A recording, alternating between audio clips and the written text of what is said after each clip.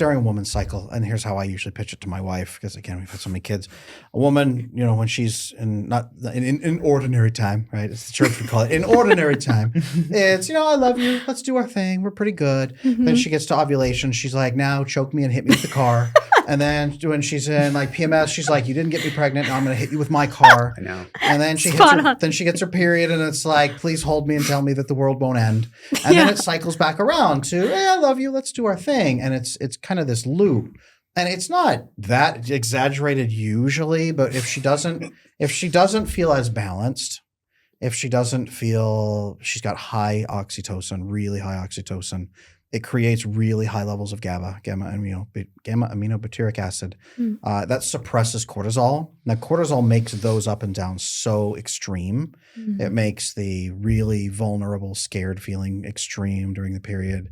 It makes the anger really extreme during the PMS. It makes them so much worse. So we do need to make sure that your brain chemistry is on track, which is great. Yeah. We don't need to give you like drugs or shots in the neck. We need to build a closer relationship that's going to foster some of that. And that will balance that out for you guys as well. So there's some of that. I do want to add one feeling I think that I feel from her when she's PMSing and it's, the world's ended. I failed my duty this month. Yes. It's the subtle, and it's your fault. It creeps in. The claws out. And you did this to me. Yeah. Your lack of. Interesting. But that's how I feel anyway. Actually hilarious because on the opposite end, when I'm ovulating, like literally just 2 weeks ago, I was like, Sam, you're the light of my life, the king of my heart. Yes. You've done everything for our family, like waking up, going to bed and waking up. Sam, I'm so grateful for you every day. Yep. I can always tell when my wife's in that phase because she like brings me bacon in bed in like an apron. And I wake up and I'm like, get away from me. I know what this is. This is a trap. I'll take the bacon. Right? I know exactly what that is. Yeah. I hear that. Hey guys, just pause for a second. I know that here on this program, we talk a lot about attachment issues and about fixing them and how great that feels.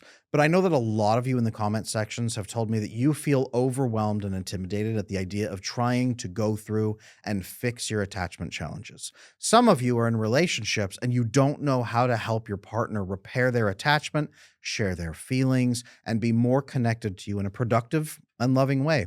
For those of you out there who are struggling, I want you to know that we offer a special program designed to work with you on a strict schedule, even if you only have an hour a week. The Attachment Repair Program is designed to help us, all of us certified attachment specialists inside the program, walk with you through your journey on a measured step-by-step process for fixing your attachment issues. This is great for individuals or for couples who are wanting to overcome their attachment issues and never be haunted by those problems ever again. So if you're afraid of rejection, if it's hard to share your needs, and if you're feeling stuck and nothing else has worked, join the Attachment Repair Program today, and let's work together on building a great relationship for the rest of your life. So and those intense swings are also going to make you feel really unsettled. Yeah. And it makes her come across as unpredictable. Crazy. Yeah. And also untrustworthy. Well, because I've even told her, it's like, if I could, what I would like from you is when you feel this, to have some self-awareness. And I ask of her to go, I wish there's an inner little Sam advocate who'd be like, when Sam's bothering you at everything he does by breathing, have the little Sam advocate go, hey, what time of the month is it? Just have and for her to then come to me and go, hey, you're really pissing me off. Yep. But I know there's some context here. So, because I can bear her drama, I can bear her some of her nails, but just that self-awareness would be I'm not the only one trying to advocate for this. We want to scale this back for both of you where you don't have those massive ups and downs like that anymore, and you don't feel like that's happening to you because you probably are not happy that way. And it's just not something wrong with you, by the way. This is your anxiety was already normal because it was already baked in because you had a lot of that from your family. And now your brain chemistry is designed to say, I'm scared. Yeah. And I'm worried and I'm afraid and nothing is okay. We got to get that fixed. That's all. And once we level that out, also it's going to help you so that you can feel that she's more leveled. And that's going to help you because if she's up and down, you're going to be like, you're waiting, like which personality is here today? And that's going to make it really hard for you to sink into the relationship and relax. Yeah. Is that the trouble for you? Do you have a hard time letting your guard down? Like letting the wall down. Are you speaking to her through the peephole most of the time? Hard to say. Probably. Okay. Would you feel that for me, you think? Yes. He's a little restrained. That's Likely, totally fine. yeah, Thank you for being honest. That's also going to prevent the oxytocin release in you because your sympathetic nervous system's activated. And that means your oxytocin receptors are like this, like they're locked. And then you can't get the GABA that you need either. And so blissful marriages is high oxytocin. It's low.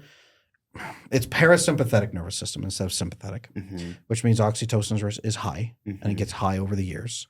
And then as that happens, you're in your rest and digest parasympathetic, which brings more serotonin during the night and during the day, higher levels of GABA. So your cortisol is constantly suppressed and you have low urgency. So that's when we say blissful, that's what that means. And all the outward behaviors and things that come with that would generate that. Because when you talk about avoidant men being handed the wonderful gift of love and going, where does that fit into my bank account? Correct. Kind of thing. I certainly relate to that. Or when we're cuddle, she asks for cuddles. I'm happy to do it for her. And she goes, just, 5 minutes. 5 minutes go by. I'm like, okay, done. Time's up. I did my duty. She goes, 1 more minute. And I'm like, what? But I just don't get it. Are you buzzing and your teeth are grinding the whole time I you're holding overheat her? extremely quickly. That's mostly my problem. But Okay. The higher oxytocin will make you want more of those snuggles. Exactly. It'll make you relax into it. And then you know how you hug him and he's like, and you can feel it's like hugging granite. It's not gonna be quite like that. A lot of avoidant men, what they tell me is they need peace. Yeah. Do you feel peace in this marriage yet? It's getting better, but no. No. Okay, that's okay. That's okay. Yeah. A lot of women, and especially anxious women, tell me they need safety, right? Emotional safety. Not that he's going to punch you, but emotional safety. Do you feel like you have emotional safety in this marriage? Same answer. It's getting better because we've been listening to you. Yep. Well, thank you. But not quite. Those are the two metrics we have to adjust. Emotional safety on your side and peace on your side. Those are the two things we have. As we correct that, nature will take its course, right? Like I'm a firm advocate that God made us a certain way to fit together and that we will be okay. So we got that. Biochemistry, everything will work. If you like this clip, I know you're going to enjoy the full episode. You can watch it right here.